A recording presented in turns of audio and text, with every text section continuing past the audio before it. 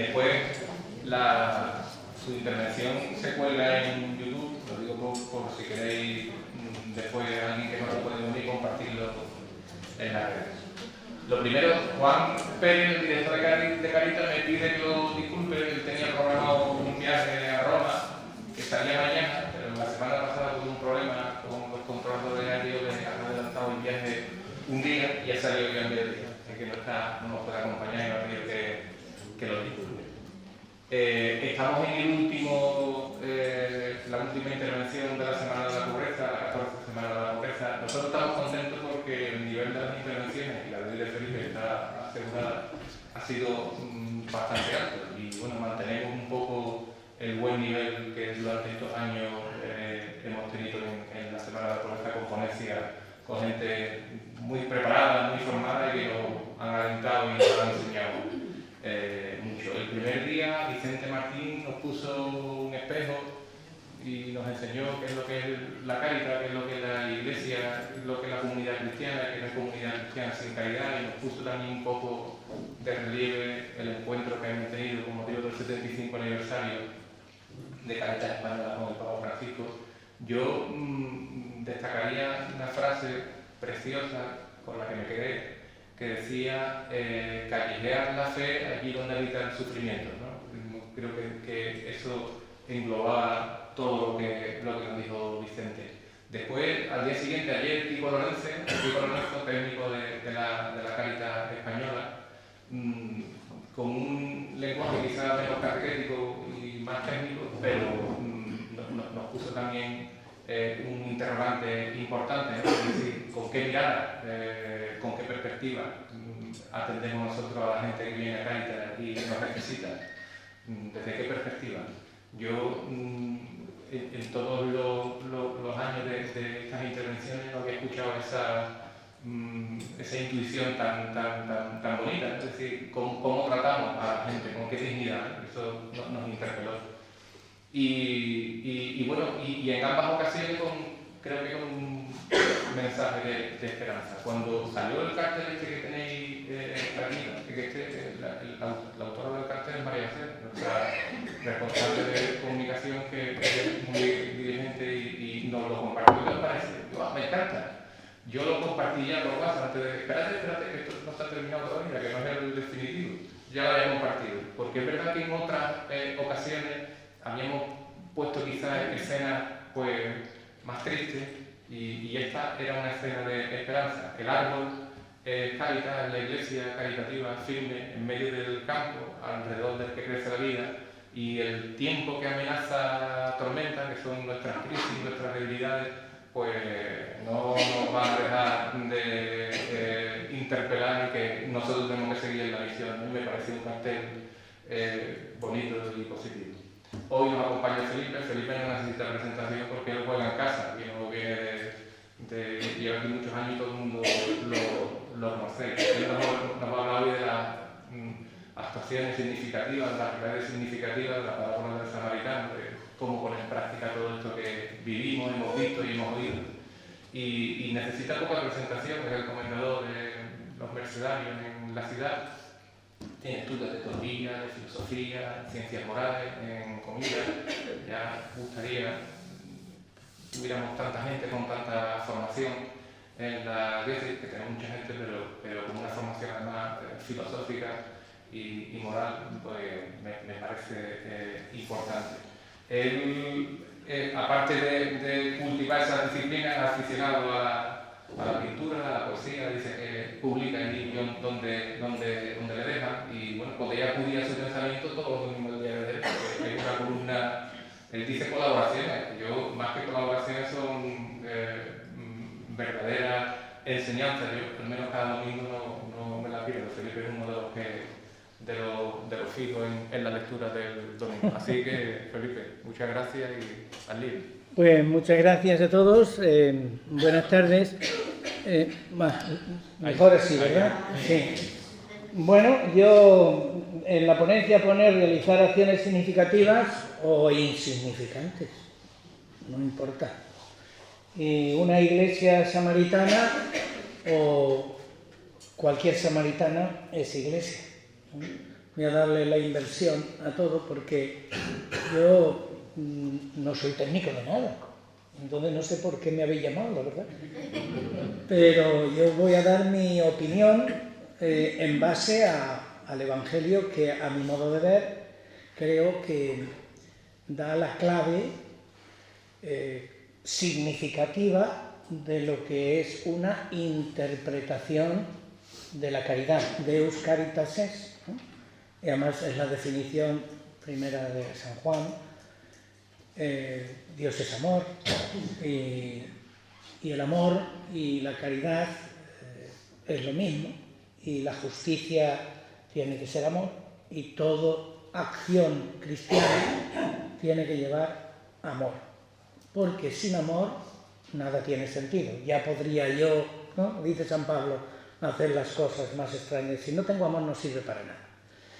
Y no solamente a nivel de iglesia y de fe, sino a nivel de vida y de significación, ¿no? Entonces, cuando me llamó Juan, me dijo lo mismo que yo había pensado. Queremos que nos des una visión. Yo no sé si estoy capacitado para dar una visión de lo que tiene que ser la iglesia. La iglesia es riquísima y, bueno, nosotros somos una hormiguita aquí, pero bueno, el grano ayuda al compañero y hace granero. Así que en esa sintonía quiero yo hablar, ni más ni menos. Y creo que la historia del samaritano, que es una historia que a mí me apasiona, porque me da la clave histórica de toda acción social y la clave histórica de lo que es la Iglesia y a dónde tiene que volver la Iglesia.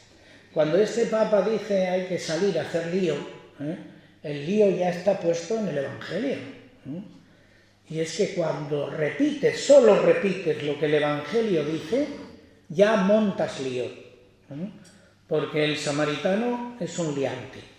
No estaba bautizado, además. Madre mía. Haced lo que él ha hecho, dice el Señor.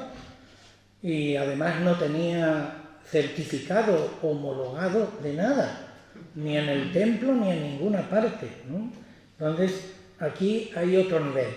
Y a ese nivel es al que tiene que llegar toda acción fundada en Cristo. Estemos en la Iglesia o no estemos en la Iglesia. Estemos de acuerdo o no estemos de acuerdo.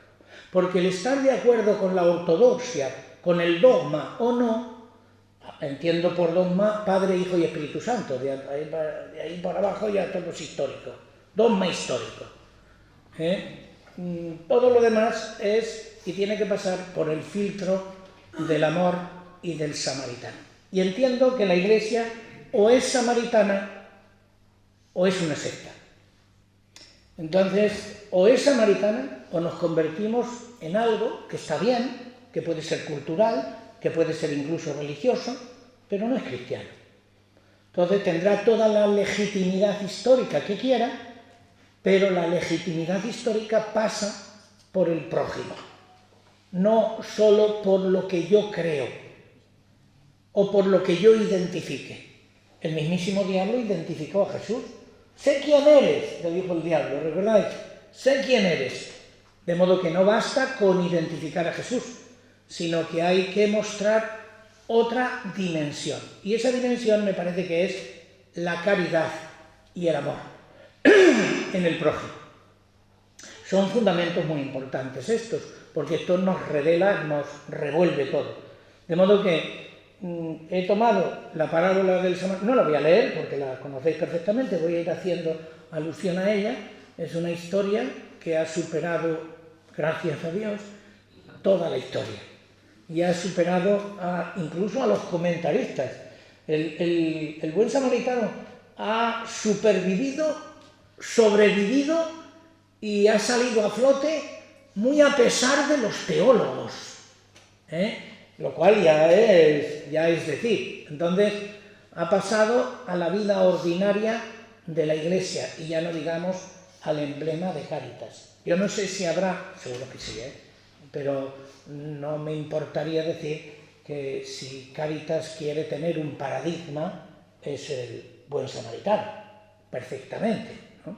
Entonces ahí es donde yo creo que me he fundado para darle este título, porque yo creo que el buen samaritano ha superado la caridad edificante. Que está muy bien. Yo voy a utilizar mucho una cosa que me gusta utilizar, que es el adverbio también. Porque yo hace tiempo que decidí no ir contra nadie, ni contra nada. Hay gente que vive contra algo, contra una ideología, contra alguien, contra una estructura. Ir contra alguien es perder el tiempo. Entonces también es un adverbio que inclusivo, ¿no? Entonces la iglesia edificante, pues también está bien. Entonces la iglesia limosnera y filantrópica, ¿está bien? Pues sí, también está bien, ¿no? Pero yo creo que hay que darle un salto cualitativo a todo lo que hacemos. Dice el Evangelio que se levantó de en medio como estamos aquí en el grupo, un levita, un escriba o un intelectual, un tío muy preparado, el experto. Ya sabéis que hay expertos para todo, ¿no? Hay expertos para la caridad, hay expertos para la religión, bueno, hay expertos, los típicos expertos en teología que hacen discusión teológica de todo, ¿no? Que son vomitivos, como todos sabéis, ¿no? Pero bueno, son expertos. Entonces Jesús rompe el debate. Viene a preguntarle, a meterle los dedos en la... Sabéis que hay mucha gente de esta dispuesta a meterte los dedos. Y Jesús rompe el debate académico, rompe el debate casuístico, que es en el que caímos muchísimas veces. Y muchísimas veces nosotros también dentro de la Iglesia, mea culpa, entramos en las disquisiciones teológicas, que eso es una maraña, una telaraña, eso hacemos, no sé, es un juego de palabras, utilizamos las palabras más bien. Mira, ahora por ejemplo, en el Parlamento se están utilizando las palabras, ¿no? Las palabras. Bueno, ojalá, yo le llamo charlamento al Parlamento, ¿no? Pues nosotros en la Iglesia podemos hacer de nuestro Parlamento un lugar de palabras. Y el Señor, cuando viene este Señor tan interesante, lo introduce en el cauce de la vida, que es donde tenemos que estar.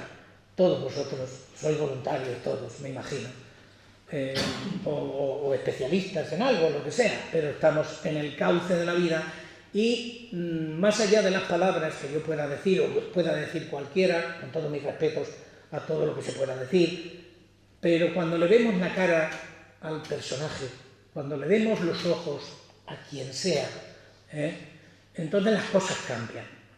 Tú quieres abortar al niño hasta que nace, cuando se le ve los ojitos. Tú tienes teoría sobre los ancianos, pero cuando estás con él y le tocas la cara y lo miras, la cosa cambia.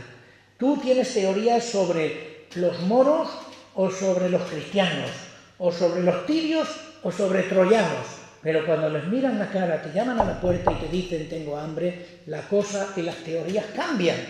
Entonces, eso es lo que hace el Señor. Vamos a aterrizar.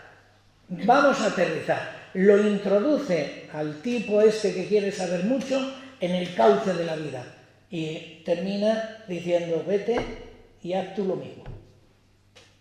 Déjate de tonterías. Entonces, ¿a qué venimos a discutir? ¿A qué venimos a disputar? ¿A qué venimos a argumentar? Está bien, También. Pero hay algo más. Vamos a llegar a la vida, que es de lo que se trata. Las fundamentaciones teológicas están bien, todo está bien. Repito que yo soy como aquel, ¿qué quieres, huevos o patatas? Y dijo tortilla. Pues las disyuntivas son muy malas a la hora de enfocar la vida dentro de la Iglesia y dentro de la fe. A mí me gustaría, las disyuntivas son muy buenas para la apología, ¿verdad? Porque dividimos esto o aquello, inmediatamente entramos en una discusión, pero aquí de lo que tenemos que hacer es integrar. ¿Por qué? Porque se dio la casualidad de que un tal Dios se hizo carne y habitó entre nosotros. Eso es una casualidad que fue terrible, porque mi ingreso a la academia fue precisamente el escándalo de la encarnación. Y es un escándalo, porque la encarnación te pone en entredicho todas las ideas. Las puedes tener, por supuesto. Uno tiene que tener fundamentación, tiene que tener raíz y tiene que tener sentido de todo. Y tenemos ideas e ideologías, ¿por qué no? Pero el hombre supera todas las ideologías. El hombre de carne y hueso, que decía Unamuno, el hombre de carne y hueso. Y el hombre de carne y hueso está ahí, ese es el que tenemos ahí. Y ante ese es ante quien nos tenemos que confrontar.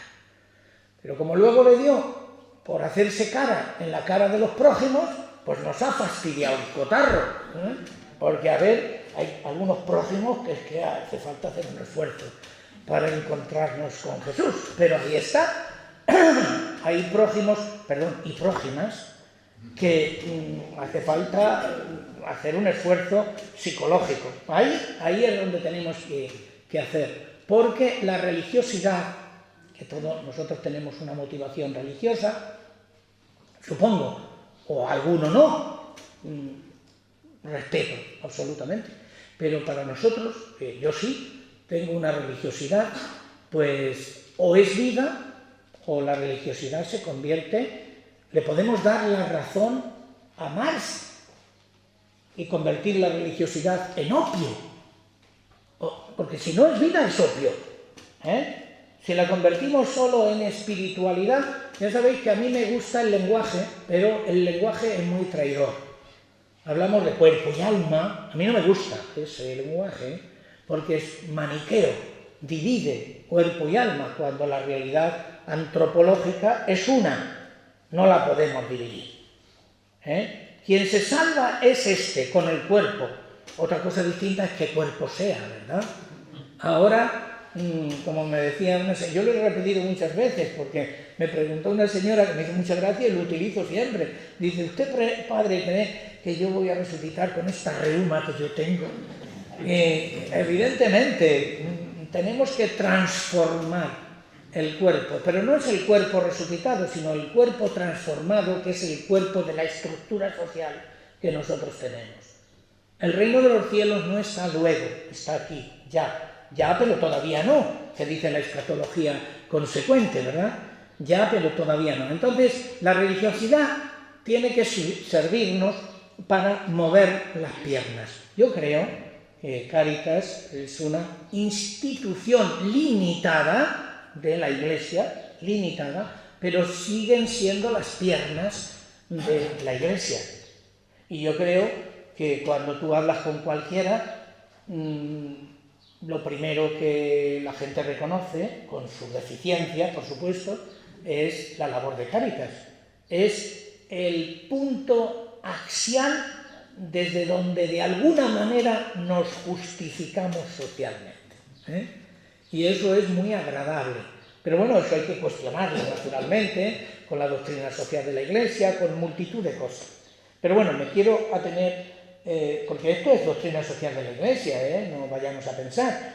Si arañásemos los documentos de la doctrina social de la Iglesia y le metiéramos el diente, nos llevaríamos sorpresas escandalosas hoy día, porque ni el capitalismo, ni el liberalismo, ni el comunismo, ni la Biblia en verso, La doctrina social de la Iglesia es de una exigencia pavorosa, con unas intuiciones históricas extraordinarias y con una búsqueda de la tercera vía que Juan Pablo II, sabéis, propuso en aquella encíclica Laborem Exercens sobre el trabajo y todo esto, la tercera vía, que es la vía, en el fondo, que yo creo que Tamames ha querido proponer, pero que no le vamos a hacer caso, naturalmente, ¿no? Entonces, la tercera vía, ¿dónde está la tercera vía? Esta es la cuestión, ¿no?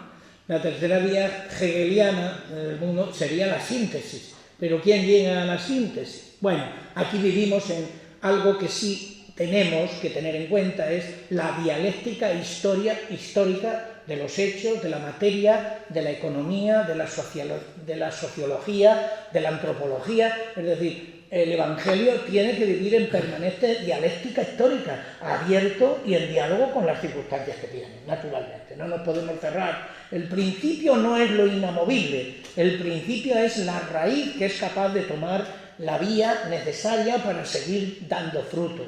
No es lo inamovible, no es el puente que está ahí puesto para que pase el río, sino el puente que se adapta al río y a la vida. Entonces, este es el Evangelio. Entonces, hay que hacer funcionar, además de la estructura, que con sus más y sus menos funciona, pero no podemos perder el corazón de la estructura. Aquí sí que tenemos que tener cuidado. Cuidado yo, como sacerdote, que me hice, no sé si me hice o me hicieron, no lo sé, pero entré en este camino y llega un momento en que te puedes profesionalizar, abro comillas. Entonces, cualquier institución tiende a esclerotizarse. Como fumamos todos, pues las venas se esclerotizan, se cristalizan y no tienen flexibilidad. Y vosotros sabéis cómo la Iglesia, siendo la depositaria del mensaje de Jesús, en muchísimas circunstancias se ha esclerotizado y se ha vuelto absolutamente dogmática no en el sentido de que rompa el dogma, sino dogmática en el sentido ortodoxo de la palabra, donde no hay flexibilidad o no hay diálogo con la historia. Bueno, siempre estaremos en esta lucha, siempre estaremos en este diálogo, por supuesto. Yo tenía un profesor de moral, que algunos habréis oído, porque están sus libros por ahí, Antonio Hortelano, y decía que cuidado con el compromiso cristiano, porque todos los compromisos manchan. Todos los compromisos manchan, porque nunca le vas a dar gusto a nadie. Si tú te comprometes con una cosa, nunca vas a dar gusto a nadie. Y todos los compromisos te señalarán, te pondrán de derecha, de izquierda, de arriba, de abajo, con los ricos, con los pobres, es igual, hagan lo que hagas, sabes que vas a ser machacado sistemáticamente. Entonces hay que asimilar todo eso. Entonces, lo importante es que precisemos, la Iglesia samaritana tiene que precisar lo que aquí ocurre en el Evangelio, precisar el gesto que es mi prójimo, quién es mi prójimo.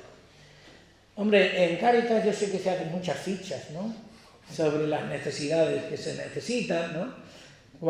Hay que catalogar a los pobres, hay que catalogar a las familias necesitadas, son acciones concretas que se hacen y cada vez de manera más precisa, pero claro, llega un momento en que, lo estoy diciendo porque yo lo vivo, que llega un momento en que no sabemos si somos colaboradores de Hacienda, entenderme, ¿no? Seguramente son procesos necesarios, es necesario vestir a una persona y para vestirla hay que tomarle medida, esto es así. Es decir, somos cuerpo y tenemos todas las deficiencias del cuerpo. Y entonces, pues aquel muchacho le falta un brazo y no le puedes hacer una chaqueta. O sea, para darle la medida hay que hacer medida. Y entonces esa es una paradoja dentro de lo que tenemos que hacer carismáticamente. Porque la acción voluntaria de la Iglesia es un carisma. Y ese carisma tiene una permanente lucha con la estructura. Estructura y carisma siempre están en lucha, nunca se van a entender. Y además yo creo que no debemos procurar que se entiendan nunca, porque en esa dialéctica es desde donde sale la luz. No digo que sea la dialéctica marxista, bueno, puede ser también la dialéctica idealista, en cualquier caso de Hegel, se ponga como se pongan. La dialéctica está ahí y no podemos renunciar a ella.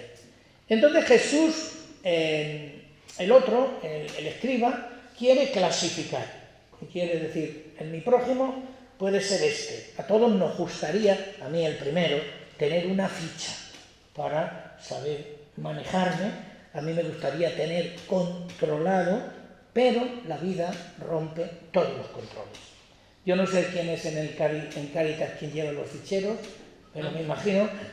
Muchos, demasiados. Muchos. Pues me imagino que hay que estar reactualizándolo permanentemente. O bien porque las necesidades cambian, o bien porque las leyes cambian, o las necesidades cambian, en fin, hay que estar, es un trabajo ímprobo, porque nunca podemos atenernos a la ficha que a mí me gustaría tener para manejar bien al pobre. A mí me gustaría saber quién es el pobre, pero llega un momento en que el pobre se nos va de las manos, porque el que no es pobre es tan pobre como el pobre. Entonces la visión se va ampliando. Entonces Jesús le da un vuelco a todo este planteamiento teórico del escriba, que puede ser el mío. Yo, donde digo escriba, digo Felipe, Entonces digo, bueno, pues vamos a darle un vuelco. ¿Quién te parece a ti, después de la parábola? ¿Y a ti quién te parece? Lo pone a él. Contéstalo tú. ¿Quién te parece un escriba? Ponle escriba o ponle cardenal del Vaticano. Dilo tú, a ver quién ha sido el que has hecho de prójimo.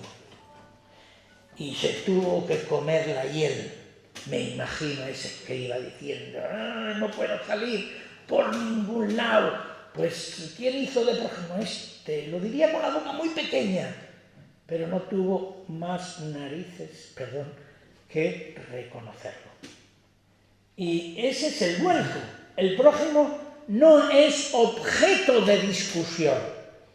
Tú quieres saber en discusión teórica, la teorética de la praxis, hacer una ideología sobre el prójimo. Esto lo hacemos todos los días en el bar. Hay que ver estos tíos que le damos la comida y se la tiran, y hay que ver, hasta aquí podíamos llegar. ¿Me entendéis la discusión, no? Todos tenemos nuestras teorías, todos sabemos cómo actuar, pero cuando llega la hora X, cuando toca el reloj y dice, ese llama a la puerta, actúa, di tú, ¿qué hacemos? No deberíamos darle comida a fulano. Vete tú y se lo dices. ¿Me explico, no? No deberíamos, no. Y viene un vecino, pues ese te está engañando. Dime tú en qué. Dime tú en qué. Es decir, ¿cuál es el análisis concreto que requerimos todos los días, a todas horas, de cada persona? Entonces, esta es la cuestión. No nos estamos enfrentando con objetos de análisis, sino que estamos hablando... Fijaos lo que hace Jesús, lo pasa de la pasiva a la activa. Dilo tú. El prójimo no es discusión, es sujeto de amor. Sujeto de amor. Y nadie dice quién es sujeto de amor y quién no es sujeto de amor. ¿Alguno se atreve a decir quién es sujeto de amor en clave de fe? ¿Quién es sujeto de amor? ¿El ucraniano o el ruso? Es que, me explico, pongo esto porque choca, porque todos tenemos claro que ha habido una invasión. Entonces, ¿quién es el bueno y quién es el malo? Nuestra tendencia psicológica es a clasificar y a poner buenos y malos, el negro y el blanco. Somos maniqueos por naturaleza, porque nos gustaría tener muy preciso el límite. Nos gusta la liminalidad, pero nos gusta la liminalidad no en el sentido que dice el Papa, pónganse ustedes en la frontera del hombre, sino en la liminalidad de saber dividir y saber criticar y saber separar y saber a qué atenerme. Y claro, llega el amor y te deja en calzoncillos. El amor nos deja a todos impuribus, para que suene mejor, ¿no? Nos deja, suena un poco mejor, nos deja desnudos, completamente desnudos. Y eso es lo que hay detrás de esta parábola que maldita la hora en que se le ocurrió a Jesucristo, ¿verdad? Porque nos deja a todos al descubierto, ciertamente. Otra cosa es que tengamos razones, que tengamos ideas, pero la parábola es la que es y el Evangelio es la que es. Porque si pudiéramos expulgar, se dice aquí también, ¿no? Expulgar los pasajes del Evangelio, Yo haría esa prueba, yo lo hice una vez con los alumnos. Haced el evangelio que queréis, expurgando los textos. Y salían evangelios maravillosos, porque salen a nuestra medida. Pero hay cosas que dices tú, esto me gusta del evangelio, esto no me gusta. No habéis, por lo menos yo lo he dicho, ¿no os ha pasado a vosotros que este evangelio no me gusta tanto, este sí me gusta? Bueno, pues el evangelio parece ser que es un pack completo. Esto es lo que no acabamos de tragarnos. Y en este está el pack completo. Cualquiera que se encuentre en camino y necesite mi ayuda y necesite comprensión, es mi prójimo. Cualquiera, ¿eh? Entonces el problema cristiano me parece que no es, porque es importante, no sé a quién le escuché, pero bueno, ahora seguramente que a Facebook, porque ahora todo es Facebook, que seguramente que es importante, eso se dice mucho en filosofía, no tanto dar la respuesta cuando saber hacer bien las preguntas. Quien hace una buena pregunta ya tiene la respuesta, ¿no?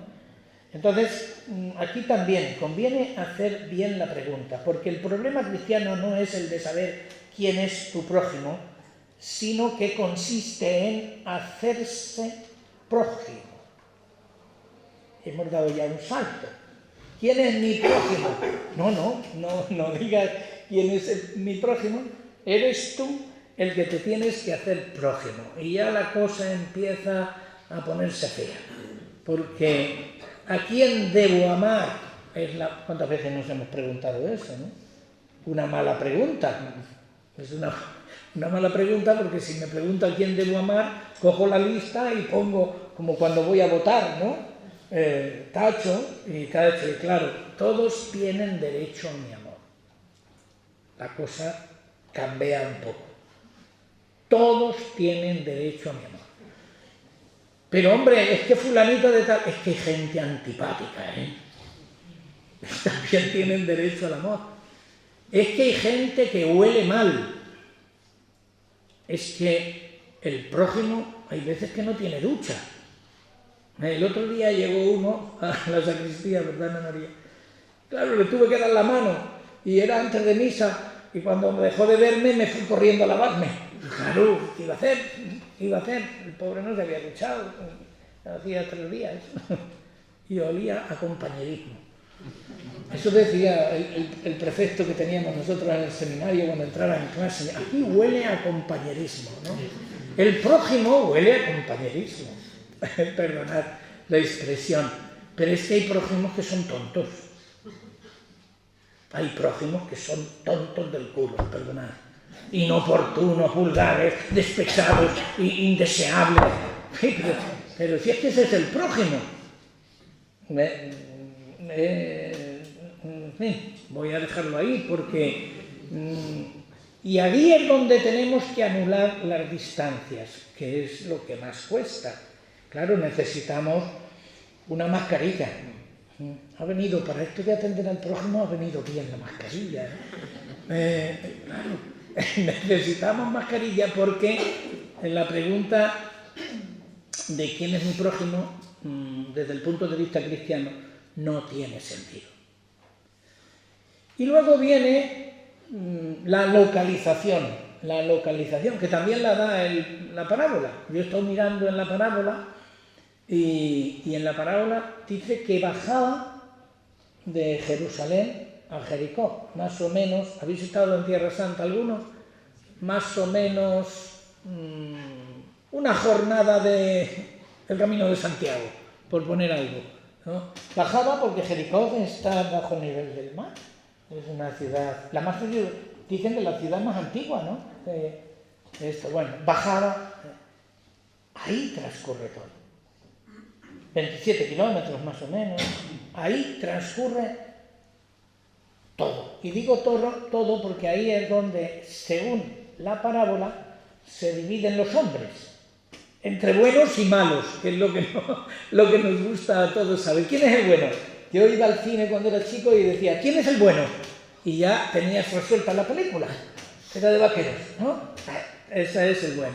Luego vinieron estas películas europeas tristes, donde no se sabe quién gana ni quién pierde, y ya dejé de ir al cine. Bueno, entonces viene el Evangelio y resulta que en esta trayectoria te sitúa a los que pasan de largo,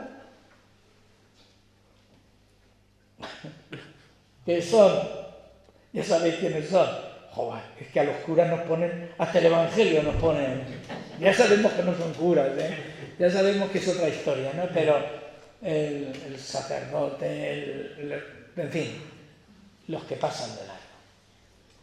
Y luego están los que se detienen. Bueno, los que se detienen, ¿no? El que se detiene. Porque el porcentaje aquí ya nos está diciendo de qué va la cosa, ¿no?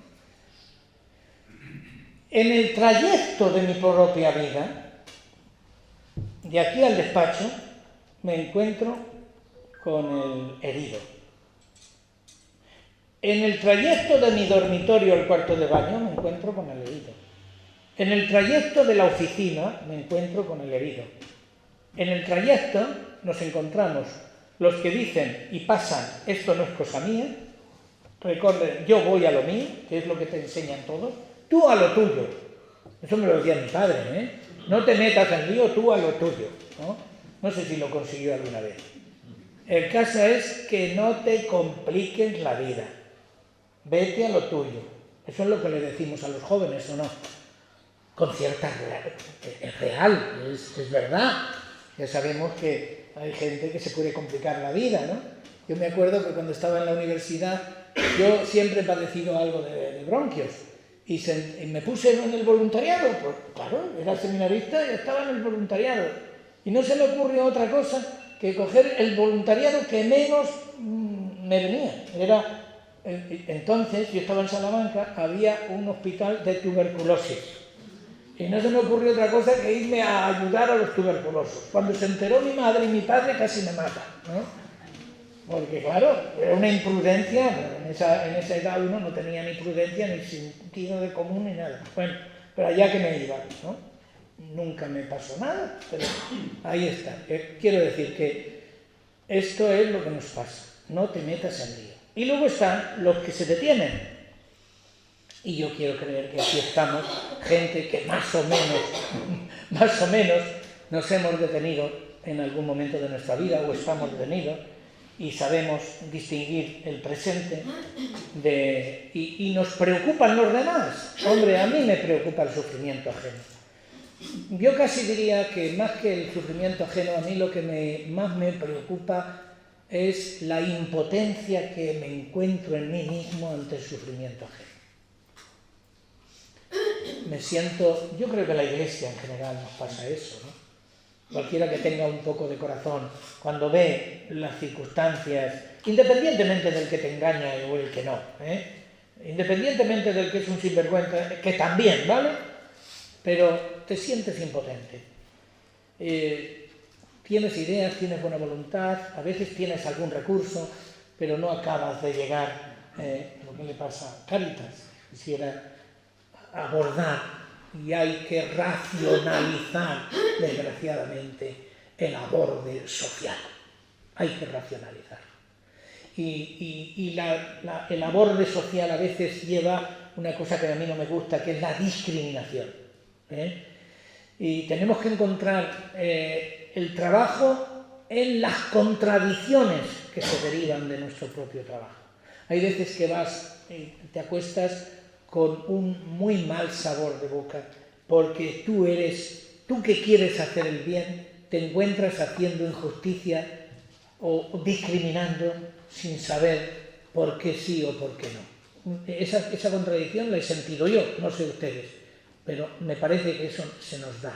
Tenemos que tener muy bien pensado esto para no entrar en contradicción psicológica y no entrar en depresión. Porque si encima nos metemos a ayudar y entramos en una depresión porque nos vemos impotentes, entonces apaga y vamos. Yo me imagino que a los médicos os pasa lo mismo, que a veces ves el problema y no puedes abordarlo, y quisieras hacerlo y no puedes hacerlo, ¿no? Entonces, Dios nos visita en ese trayecto que va de Jerusalén a Jericó. En ese trayecto que va camino de la iglesia, que como iba el levita y como iba el sacerdote, había una canción cuando era yo joven que cantábamos, haciendo referencia precisamente a esta parábola. Llevamos mucha prisa, pero no te detienes ante el necesitado. ¿Acaso cómo era la letra? ¿Acaso muy preocupado de tus problemas? No me atrevo ni a entonarla porque entonces os vais. Entonces, estas cosas, ¿no? Dios está en ese camino porque en ese camino es el lugar de la iglesia, ese camino que va todos los días por tu casa, donde se determina mi salvación y donde se determina mi juicio. No me gusta hablar de condena, ¿verdad? Me gusta hablar de juicio de Dios porque es justicia que el Señor haga justicia. Otra cosa distinta es que donde termina mi justicia empieza la misericordia de Dios. Ahí me callo. Entonces, ¿dónde está el herido? Donde una persona me necesita. Ahí está la acción de Cáritas, en el camino que baja de Jerusalén a Jericó. Porque mi salvación coincide con la salvación del otro. Muchas veces habíamos pensado, yo con mis obras me salvo, yo con mis acciones me salvo. Yo tengo una libreta de acciones buenas, ¿recordáis? En la catequesis íbamos apuntando las acciones buenas y las acciones malas. Bueno, yo no apunté nunca ninguna acción mala, siempre las buenas. Entonces, os voy a decir por qué. Porque cuando mi madre me cogía la libreta me daba una propina. ¿Cómo iba yo a quitarme la propina? ¿No? Imposible.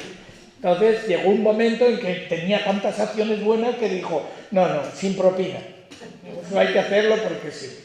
Entonces, yo creo que esto, que digo medio en broma, medio en serio, es algo más que una fábula, porque la realidad nos da un papel real en la vida. Entonces, aquí, quien más y quien menos, tenemos el sacerdote, el levita, el moribundo, el salteador, que también los hay, y el samaritano. Entonces, la pregunta dentro de la iglesia, ¿cuál es mi papel? ¿Cuál es mi papel? Yo siempre he identificado, a lo mejor de manera muy... cuando he dado ejercicios a religiosos o hablando de los carismas, yo siempre he identificado los carismas con esto, el papel. Yo incluso tengo una cierta sospecha, yo no sé si los fundadores fundaron alguna vez, ¿no? Incluso, es que sabéis que teológicamente hablando, entenderme lo que voy a decir, yo no sé si Jesucristo quería fundar nada, Lo que quiso fundar es el amor y el reino de Dios. Luego venimos los de atrás haciendo estructuras que tienen que adaptarse y que tienen que llevar evangelio. Si las estructuras no llevan evangelio, son castillos de naipes. Porque algunas veces, por ejemplo, yo hablo de mí, de mi orden. Yo muchas veces me he cuestionado de si estamos haciendo la labor carismática que nos corresponde o estamos de vigilante de las piedras. Hay que tener mucho cuidado, incluso dentro de la iglesia en general, qué es lo que verdaderamente nos importa. Las piedras, culturalmente hablando, muy importantes, o las piedras vivas. Bueno, son preguntas que, como comprenderéis, nunca voy a resolver, pero ahí están, ¿no? Aludiendo a lo que decía antes, de que es importante hacerse bien las preguntas, hacerse por lo menos bien las preguntas. Entonces, yo soy quien hago esta parábola. La parábola no es un PowerPoint. Me habéis preguntado si tenía un PowerPoint para presentar, y es que no he hecho PowerPoint, porque le tengo una especial rabia al PowerPoint, pero es culpa mía, no es culpa del PowerPoint. Entonces, yo soy la parábola. Y mis acciones están escritas y registradas en el Evangelio, en el capítulo 10 de San Lucas, pues si alguno quiere echarle una ojeada. Y Cristo es el que conoce nuestros nombres y nuestros apellidos. Así que esto es lo que dice la parábola, que bajaba un sacerdote, lo sabéis, la parafraseo, ¿no? Bajaba un sacerdote de Jerusalén a Jericó y al verlo, en fin, se cambió la trayectoria y pasó de largo, y luego vino un levita y pasó por aquel lugar, y al verlo, digo al verlo porque es que todos lo ven, aquí no hay ningún tonto. ¿Habéis visto el problema? Claro que hemos visto el problema. No, es que yo no caía en la cuenta. ¿Cómo que no has caído en la cuenta? Y el otro pasó del camino y el otro pasó de largo, es decir, todos los caminos de la vida, todos los caminos tienen dos lados. Yo aprendo mucho cuando salgo a pasear. Entro en una calle y veo dos aceras. Me sorprendo. Dos aceras. O coges una o coges otra. Las dos no se pueden coger. Todos los caminos tienen dos aceras. Entonces, siempre hay otro lado para mi disposición. ¿Que no me viene bien esto? ¿Recordáis a Groucho Marx? Aquí tengo mis ideas. ¿Que no te vienen bien estas? Tengo otras, ¿no? Bueno, en la vida todos tenemos dos caminos. ¿Para qué? ¿Para el compromiso o para la conciencia tranquila? Yo quiero tener la conciencia tranquila. Entonces, para un cristiano, el otro lado es bueno. Ahora me dirá alguno, ¿y cuál es el otro lado? Yo qué sé. Lo cómodo puede ser lo equivocado, como criterio. Si tuviera que hablar del discernimiento de San Ignacio de Loyola, ¿verdad? Aquí los del puerto, que están ignaciados casi todos, porque todos habéis pasado por los jesuitas, está claro, ¿no? Vamos a ver, es que el discernimiento es fundamental, Aquí hay que aplicar a San Ignacio, porque la vida tiene cruces de camino. Cuando uno va a Galicia, habéis hecho el Camino de Santiago, en todos los cruces hay un cruceiro. ¿Por qué? Pues porque en los cruces es por donde sale el demonio, siempre. Entonces hay que invocar al Cristo del cruceiro para que te ayude a discernir el verdadero camino. Yo le decía al padre que trabajaba mucho en la radio, que era muy alto. Oreste, Doreste, sí. Sí, que además tenía un sobrino que había conseguido una medalla de vela o algo así. Sí. Bueno, con el padre de Oreste yo le decía, nos llevamos muy bien, era un hombre encantador, y yo le decía, padre de Oreste, a vosotros os fundó una mula, ¿no? Ya sabéis aquello de San Ignacio, que le dejó las riendas o a Roma o a la guerra. Bueno, pues os fundó la mula, ¿no? Bueno, él era muy, muy buena gente. Y bueno, pues este discernimiento lo tenemos que hacer, porque el sacerdote y el levita lo han visto. Y yo creo que todos, dentro de la Iglesia, desde la jerarquía hasta el más último, vemos el problema. Y todos tenemos muchas razones. Me acuerdo de Pascal, ¿no? Aquello de el corazón tiene unas razones que la razón no puede comprender jamás. Pero, amigo mío, nosotros arguimos las razones para no detenernos.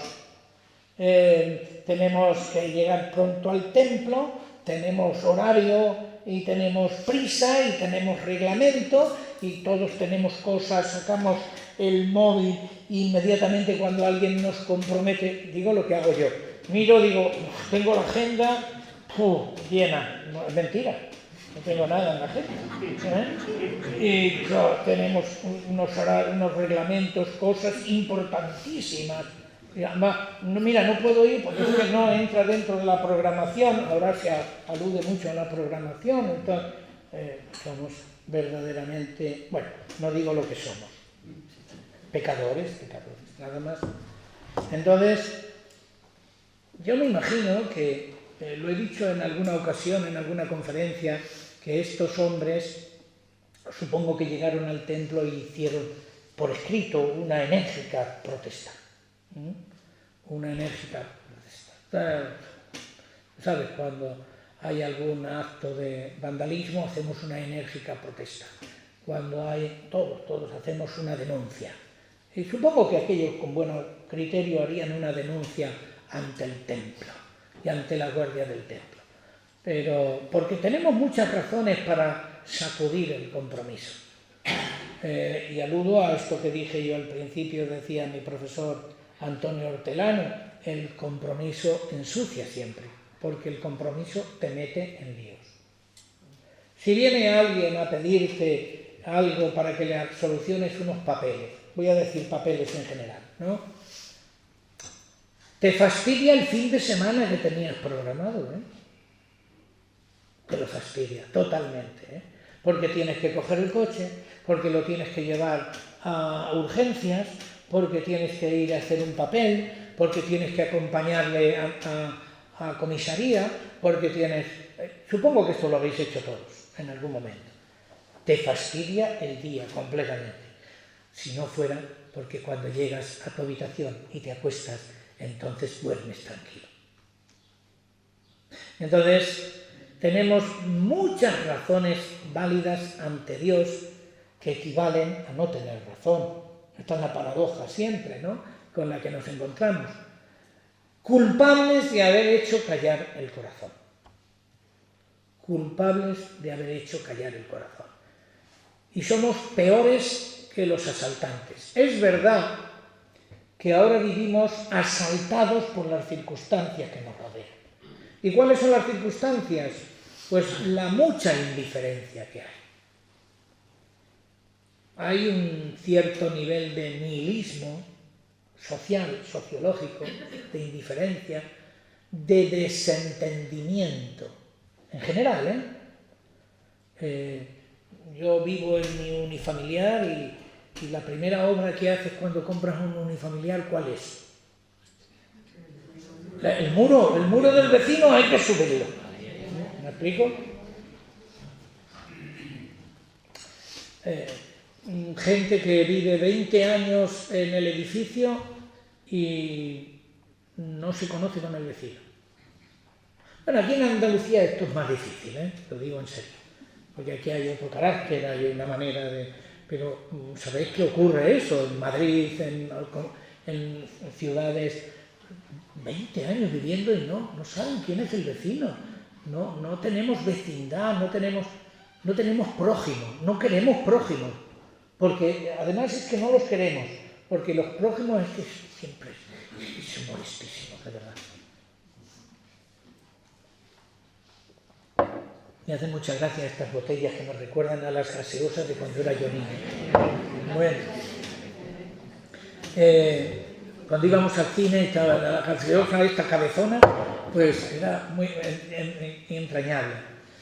Pero heme aquí que un buen samaritano, ya sabéis lo que significa decir samaritano, no hace falta que yo lo diga, además me encanta lo del samaritano porque qué bien el diálogo de este domingo, ¿verdad?, de la samaritana, el diálogo con la samaritana, y cómo Jesús se está allí 2 días, ¿verdad?, 2 días. Yo el otro día dije en la homilía 2 días porque no podía estar 3, el tercero resucitó, ¿no? Tenía que resucitar en Jerusalén, pero 2 días allí, y yo creo que lo acogieron también, que en honor a aquella acogida que le hicieron los samaritanos, yo creo que se inventó esta parábola, para dejarlos bien, porque yo ya no sé si es el buen samaritano o la buena samaritana. Me encanta, ¿no?, lo de samaritano. Y aquí tenemos que se dan todos los elementos. Lo encuentra, le cuida, lo mantiene, lo lleva, continúa su acción social. O sea, el golpe de efecto que da Jesús al levita es impresionante. porque es desconcertante. Que una persona nada recomendable, un cismático, un excomulgado, pónganle ustedes la traducción, a todas las personas que puedan, yo no lo puedo decir, porque como diga lo que estoy pensando, me vais a decir que no soy digno de estar aquí. Pero personas poco recomendables hay muchas. Apestados, ni te digo. Un renegado, un pecador, todo eso. Pues es el que hace el gesto adecuado. ¿Quién es el que hace el gesto adecuado? El cristiano por vocación estamos llamados a hacer el gesto adecuado. Y quien se ha sentado en la cátedra en este momento es un samaritano. Podemos traer a uno de esos y sentarlo aquí. Sería un escándalo diocesano. Pero está en la realidad que dice el Evangelio. Es el que hace el gesto apropiado. Es el que pasa por el lado correcto de la vida.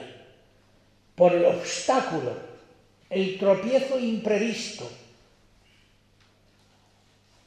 Da miedo salir de casa porque te puedes encontrar con el tropiezo imprevisto. Como salgas con buena intención, bueno, si sales con cara de cabreo no te vas a tropezar con nada, pero como salgas con el corazón abierto, henchido de amor y de caridad, te puedes encontrar con el inconveniente en cualquier momento. Y nosotros estamos llamados, vocacionados a salir así a la calle. Basta saber qué es un hombre. Esta es la razón de ser. Esto es lo que dijo el técnico. Esta es la razón de ser. Basta que es un hombre. Para cambiar los planes, para pararse, para perder el tiempo. Incluso, esto es más difícil, para vaciar la cartera. Porque esto es lo que hizo el samaritano. Dejar hablar al corazón, que es el que nos sugiere el comportamiento. En ningún momento he dicho que se deje la razón, en ningún momento. Pero la razón tiene que estar imbuida de corazón. Que se lo pregunten a Teresa, me encanta, Teresa de Calcuta. Teresa de Calcuta. Con todas las crisis fuertes, intelectuales que ella tenía. ¿Habéis leído su diario? Ese que se publicó con todas las noches oscuras, donde no veía claro absolutamente nada, que no es posible que esa mujer, después de haber hecho todo lo que hizo, tuviera tanta duda, tanto reconcomio por dentro. Y esa mujer estuvo todo el tiempo acogiendo al herido que no tenía confesión de fe, que no tenía ideología, que no tenía color, que estaba en la cuneta de su ciudad, en la cuneta de la vida. Y esa no se preguntó nunca nada más que una cosa: ese es el rostro de Jesús. Ese es el rostro de Jesús. Eso, claro, eso te pone contra la pared. Entonces, pasar por el lado correcto, que es encontrarse con el obstáculo, con el tropiezo, basta saber que es un hombre. Esta es la razón de ser, para cambiar de planes y para vaciar la cartera si hace falta y para dejar hablar al corazón, cuidar de él y confiarlo, como hizo el buen samaritano. Porque la caridad exige algo que el amor necesita: continuidad.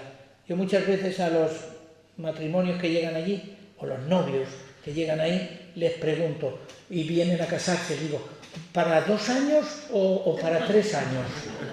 Y se me quedan mirando. No, hombre, como todo se da por parcelas, ¿no? Todo depende. ¿Os casáis en relación a los años de hipoteca yo algunas veces hago estos juegos? Se quedan así un poco, porque me parece que la pregunta puede ser una catequesis, ¿no? El amor no puede ser parcial, ¿no? Otra cosa distinta es que nosotros tengamos tiempo parcial. Esa es otra historia, ¿no? pero el amor y la acción tiene que tener continuidad y tiene que tener fidelidad. O hacemos caridades intermitentes, como el mecánico. Ahora sí, ahora no. Vio el intermitente, ¿no? ¿Funciona o no funciona? Ahora sí, ahora no. Bueno, ahora sí, ahora no, no puede ser.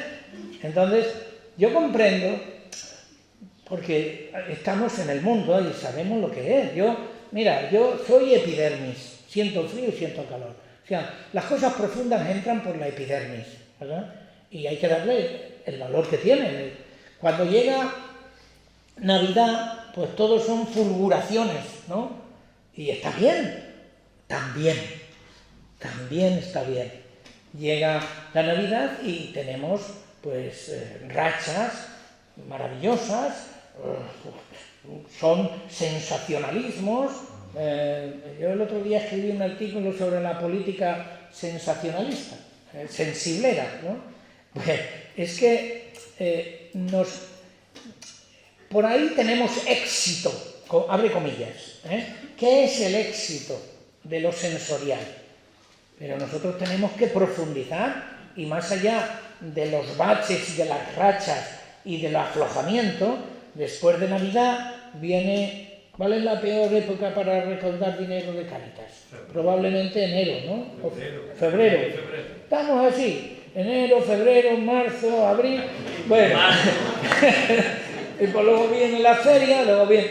No, a lo que voy, claro. Entonces, a todos nos gustan los gestos espectaculares y fulgurantes. A todos. Pero luego, cuando llega el silencio, el servicio continuado baja. ¿O no es verdad? Eso pasa en nuestra institución de Cáritas. No hay que irse muy lejos. Entonces, las emociones en lugar de compromiso continuo. Y la Iglesia no puede dejarse llevar solo por los altibajos del corazón. Le podríamos hacer un electrocardiograma a Cáritas también. Seguramente que estadísticamente está esto contemplado perfectamente. A todos nos gustan las gratificaciones personales. Antes he recordado, y quiero recordar aquí a Juan Manuel, de voluntario de San Marcos, Juan Antonio, con sus organizaciones de la cena de Navidad, pues plausibles, ¿no? Pero bueno, que también es necesario que haya esos momentos, que es necesario calentar el corazón, calentar la epidermis, por supuesto que sí. Pero luego, después de las gratificaciones personales o emocionales del momento, hay que hincar el codo y eso es otra cosa. Y cuando viene la palabra de Jesús, nos dice, hala, vete y haz tú lo mismo. Dos verbos, a mí me gusta mucho cuando cojo un texto, el análisis de textos, si hay aquí algún profesor de literatura, pues a mí me lo enseñaron así y yo lo aplico también para la teología. Y es que extraer los verbos. Extraer los verbos. Cuando extraes los verbos vas al cogollo de la cuestión y entiendes perfectamente. Vete y haz tú lo mismo. Es decir, movimiento y acción. Movimiento y acción. Movimiento y acción. No me estoy metiendo con las monjas de la Cartuja, No. Tienen ellas un sentido del movimiento y de la acción que hay que interpretar también. Por eso digo lo de también. No vayamos a mezclar churras con merinas. Pero cuando le dice el Señor, vete y haz tú lo mismo. ¿Por qué? Pues porque el escriba, igual que yo, voy a ponerme yo de escriba, quiero saber, pero hacerlo. Quiero informarme, porque la caridad le dice, vete y haz tú lo mismo. La caridad, charis, gracia, entrega, donación, es la única que asegura la plena comprensión de la palabra. La única. Entonces, hoy en día seguimos ensuciando la boca si ponemos al samaritano. Seguimos ensuciando la boca. porque es un renegado que nos está dando una lección. Es un blasfemo al que hay que saber mirar, porque de los enemigos, entre comillas, saca el Señor hijos de Abraham, hasta de las piedras. Y hay que aprender de los que creemos nosotros que tenemos catalogizados, no me sale la palabra, catalogizados, ¿verdad? Tenemos un catálogo de gente buena, gente mala. Pues no, hay que aprender de todo el mundo, porque al parecer el buen prójimo, al parecer, según dice el Evangelio, es un samaritano, al parecer. Y el escriba, por más que le pese, tiene que reconocerle. Entonces el escriba también es protagonista de la parábola. Fijaos, aparece al principio y aparece al final. Vete y haz tú lo mismo, en el prólogo y en el epílogo de la parábola. Aunque Jesús prefiere, aunque está hablando con los escribas y habla con los fariseos y habla con Nicodemo, con intelectual, pero en general, si ves la trayectoria de Jesús, le gusta a la gente sencilla, en general, ¿no? Tiene un trato muy especial. Yo he pensado mucho en esto en los años que llevo, pues a mí me gustan mucho los encuentros personales de Jesús. Me gusta el Evangelio en general, pero tú coges el discurso del pan de vida, por ejemplo, de San Juan, y te vuelve la cabeza loca, ¿eh? Pero si te encuentras con el ciego de nacimiento, como por ejemplo ha sido este domingo, pues encuentras una catequesis maravillosa de diálogo, de encuentros. En general, los encuentros de Jesús suelen ser sin complicaciones intelectuales, porque la gente sencilla no viene con segundas intenciones, ni con falsas cuestiones filosóficas, etéreas.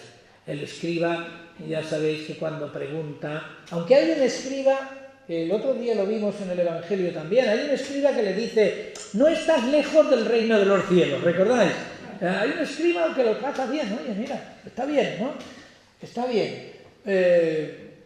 Bueno, el Señor no hace acepción de personas, porque de hecho llama a Mateo, que es un publicano, llama a Nicodemo, llama a gente poco recomendable, pero es tajante en esto. Y al escriba, a mí me hace mucha gracia en el Evangelio cuando dice, estaban escondidos, pero el Señor se dio cuenta de sus pensamientos, porque toda esta gente es muy sutil, es un lenguaje casi vaticanista, insidioso, es muy sabiondo, muy fino, parece que no te dicen nada, pero te lo están diciendo todo, como te descuides te han metido una puñalada por aquí. Hay que tener cuidado con los que son, yo decía, lo voy a citar aquí porque yo lo cito mucho, Toto León, que decía el hombre, haciendo un trato un día, tenía un capataz con él y vino un tratante para vender o comprar algo, no recuerdo muy bien, pero eso se lo he escuchado yo a él personalmente, y le preguntó al capataz, y el capataz sabio, de estos sénecas que hay, ¿verdad?, por el campo, le dijo, don Antonio, fulanito de tal sabe más que demasiado, aquí hay gente que sabe más que demasiado, y me encanta esa expresión de por aquí, yo no la sabía, la he aprendido aquí, me gusta.